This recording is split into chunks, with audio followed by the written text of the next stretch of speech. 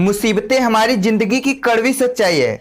कोई इस बात को समझ लेता है तो कोई पूरी जिंदगी इसका रोना रोता है। जिंदगी के हर मोड़ पर हमारा सामना मुसीबतों से होता है। इसके बिना जिंदगी की कल्पना ही नहीं की जा सकती है।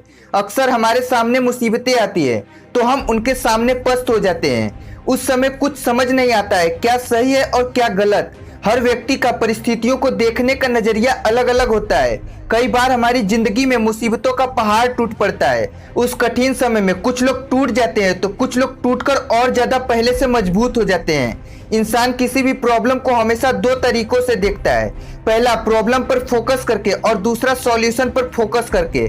प्रॉब्लम पर फोकस करने वाले अक्सर मुसीबतों में ढेर हो जाते हैं। इस तरह के इंसान किसी भी मुसीबत में उसके हल के बजाय उस मुसीबत के बारे में ज्यादा सोचते हैं। वहीं दूसरी ओर सॉल्यूशन पर फोकस करने वाले मुसीबत में उसके हल के बारे में ज्यादा सोचते हैं। इस तरह के इंसान मुसीबतों का डटकर सामना करते हैं। दोस्तों, आपने नेपोलियन बोनापार्ट का नाम तो सुना ही होगा। उसके अंदर डर नाम का कोई वर्ड ही नहीं था। असंभव नाम भी उसके आगे फीके लगते थे।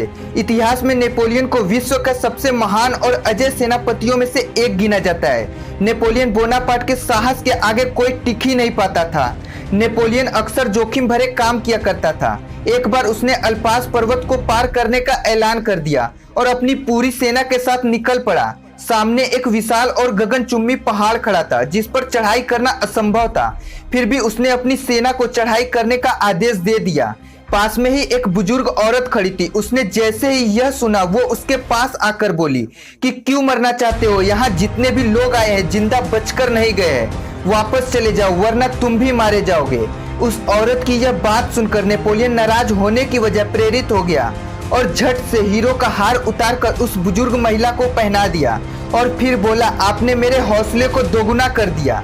अगर मैं जिंदा बचा तो आप मेरी जय जयकार करना। उस औरत ने नेपोलियन की बात सुनकर कहा, तुम पहले इंसान हो जो मेरी बात सुनकर हताश और निराश नहीं हुए।